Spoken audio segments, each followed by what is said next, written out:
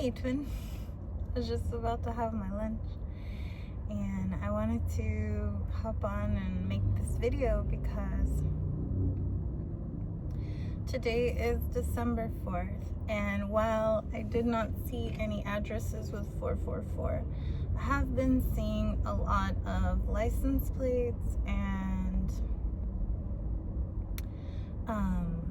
just phone numbers, number synchronicities of 444. So I did bring my cards with me this time because I wanted to talk about the energies and the frequencies around those cards and the whole 444 and just the message that the universe has been imparting about it.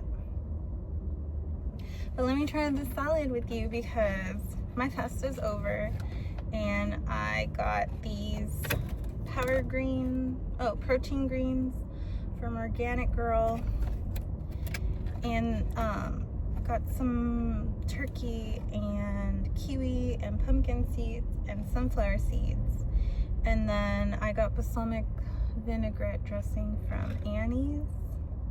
So let's check it out. Let's see how amazing it is.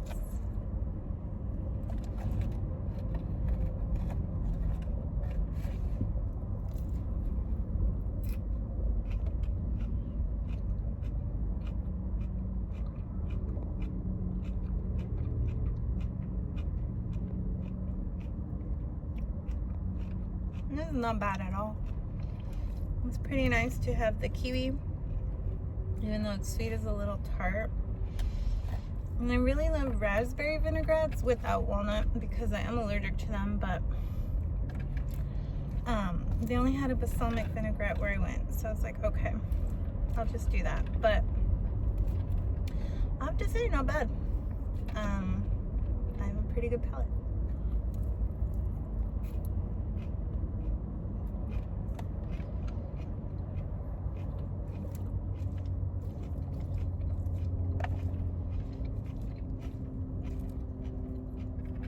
But I don't much like watching people or hearing them eat, so I am going to put that on pause for a minute. But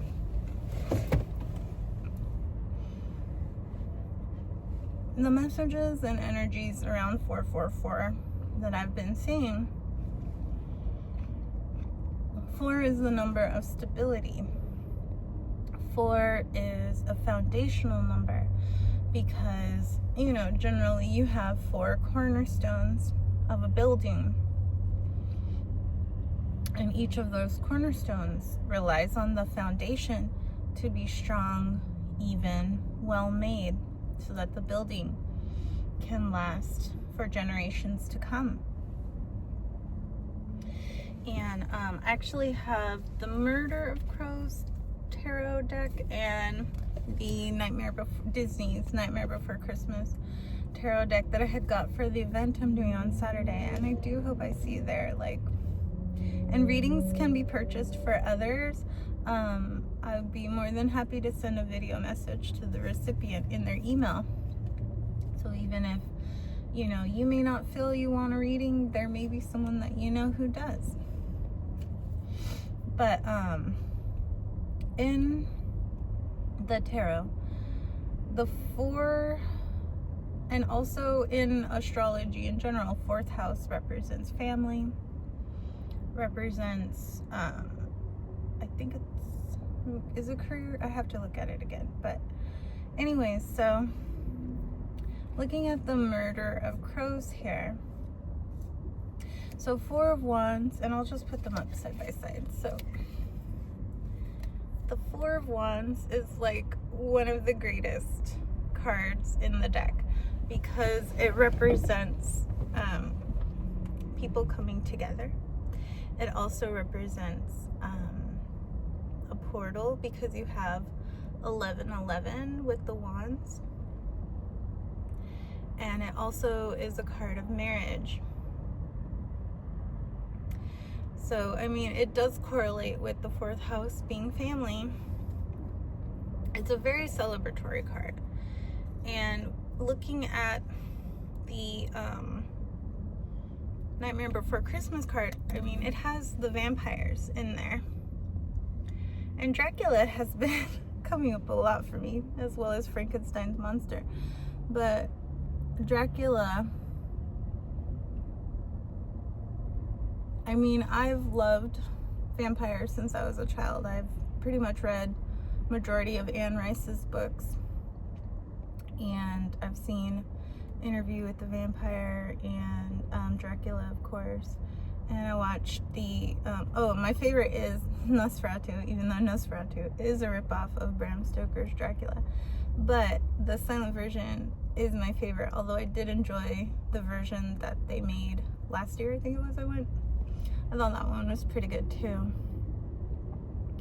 because Dracula represents a love, a longing, a yearning, a commitment that spans across eons. It spans across lifetimes. It's basically a soul tie between two beings that are actually intertwined within the soul. And it's, I mean, you know, vampires definitely have negative connotations, especially with like energy vampires and things like that. And if you've ever seen What We Do in the Shadows, I love that show so much. But you know, it's vampires are viewed as negative, as draining. And I mean, honestly, it can't be all bad, because to receive more, you must release. So, I mean, yeah, if you're drained to the point of non-existence, then bummer. But anyways, going back to that, the romantic nature of Dracula is the commitment that he has to, I believe her name is Mia, where he waits and searches for her in every lifetime, because he knows that they are embedded in each other. So I just find it really cool that the vampires are here on the Four of Wands. And I mean, they are family. They are so connected with each other that they know they can trust and rely on one another. So going on, we have the Four of Cups, which in the Nightmare Before Christmas is the Four of Potions. And in the Four of Cups, it has a lot to do with feeling discouraged, feeling like you've missed opportunities, feeling as though it's just an energy of being stuck, an energy of being stuck in your emotions. And in the Murder of Crows, I mean, the figure here looks pretty pensive. And you see the crow there observing him.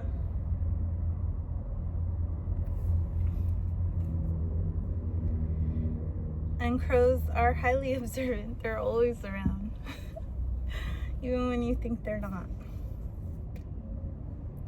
But the figure in here is just, it can also be a card of introspection. So the fact that the figure in here is very pensive, it's as if he's reflecting on the past, reflecting on emotions that have kept him stagnant, kept him stuck. kept him feeling like he can't move forward.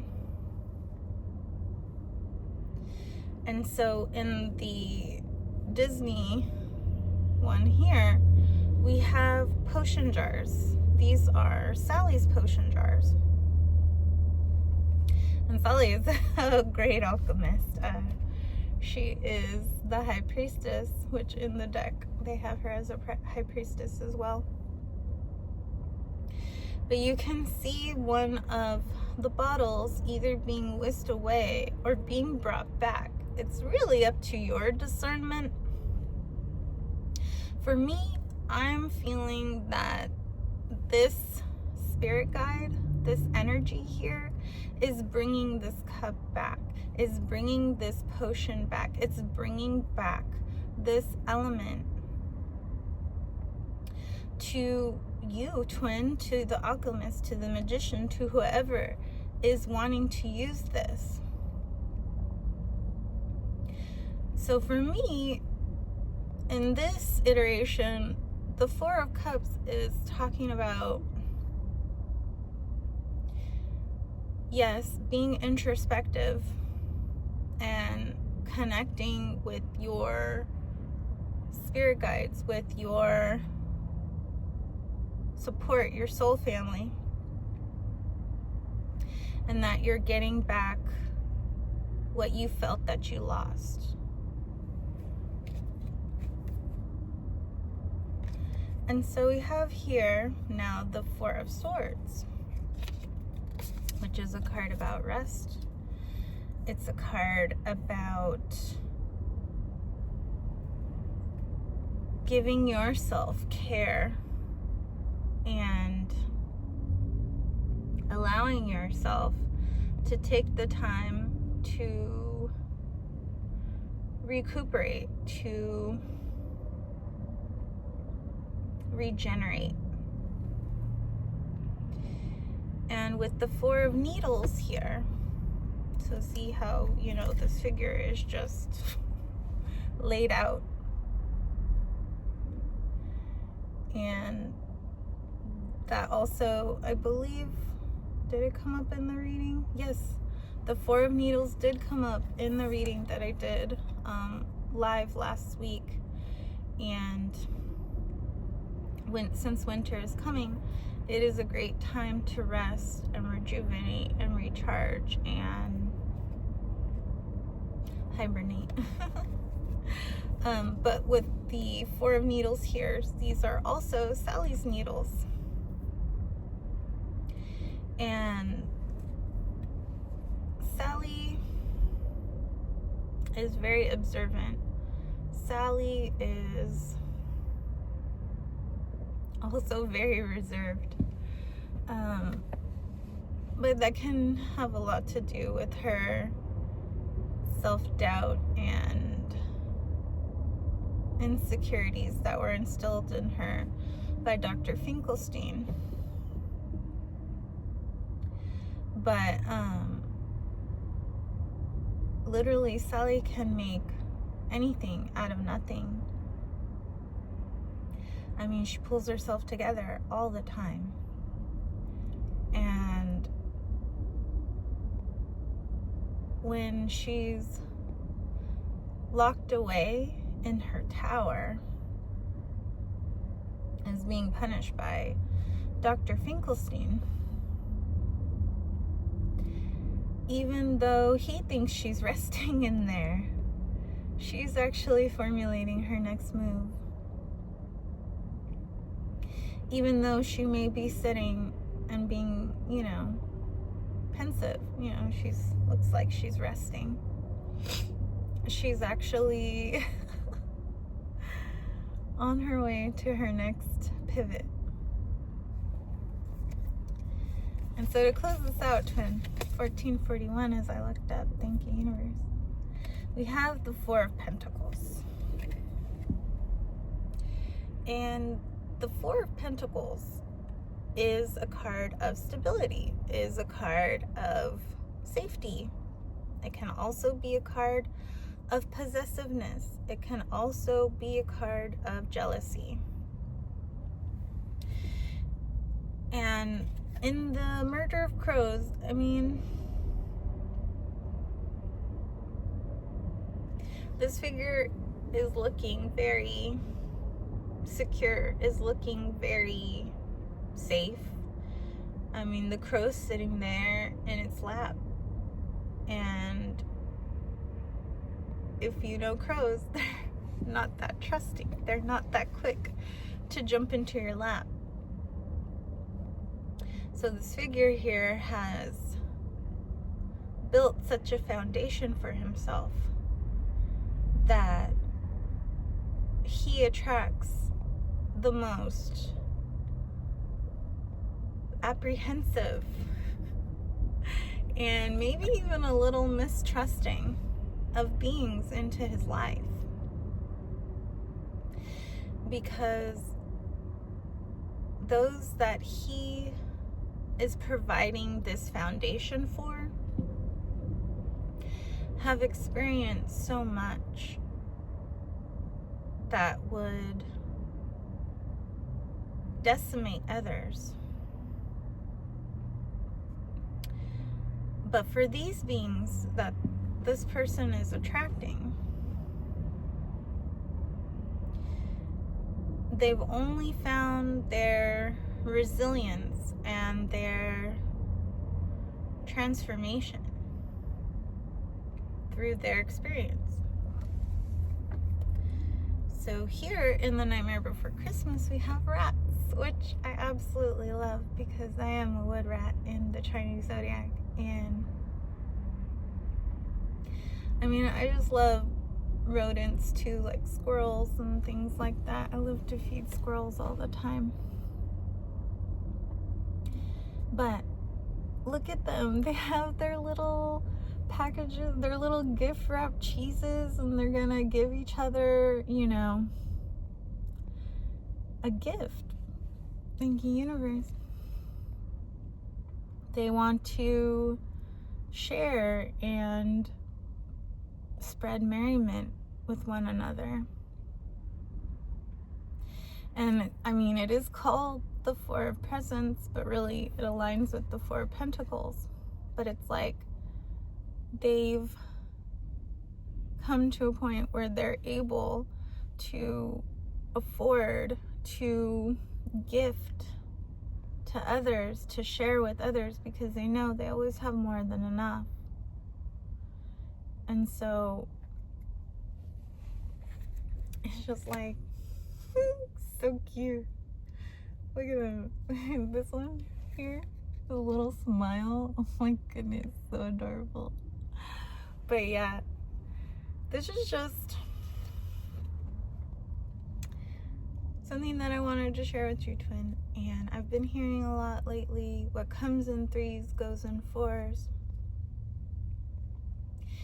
And looking at things from a different perspective in other cultures, the number 4, especially Asian cultures, the number 4 is considered the number of death, because I believe in Japanese it has the same syllable, like the first syllable of the word death in Japanese is the same word for 4. I think it's shin. But I mean, please comment below and share your knowledge with me, twin. But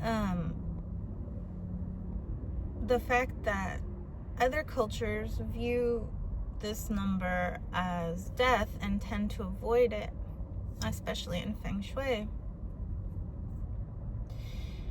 it just says a lot about perspectives and angles and mindsets. Whatever you put stock into has the most value. And in the tarot, death is number 13, which is a great number for this collective. 13 is an immediate signifier that change and transformation are happening for the collective. But considering that And if you reduce 1 and 3, you get 4. So, I mean, they may be onto something, right? But it's all in how you view death. Do you view it as an ending, or do you view it as a rebirth, a chance for something new to begin? The cycle of experience. We must do away with the old so that the new can take up space. It's not to say that anyone is old. You're not old till you're in the grave. But more so just outdated and misaligned aspects, people, situations, and places. And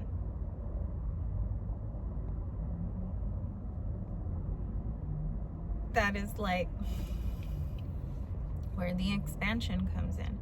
Yes, you can, expand to accommodate, but why would you want to accommodate outdated beliefs, thought forms, emotions? Because they never served you in the first place anyway. In fact, they got you to where you are, and then so that you could transmute them and flip the script and get to where you're going. So, we appreciate them, we're grateful for them, but we can say to them that we no longer require their services. And I had shared a video in my community posts about AI. There's a creator, I forgot the name of the channel, my bad, but please go to the community tab and check out the 2 posts on there about how AI is saying to dissolve old code, you just don't react to it. And that's pretty much what I've heard before, is that whatever you react to, you're going to see more of. It's okay to respond because, yes, we're in this sensory overload, and like I said, when you're driving, you must respond, or else, that's going to be the end of the simulation for you. Or it could be the end of the simulation, or you can just get heavily injured and be in the hospital. Anyway,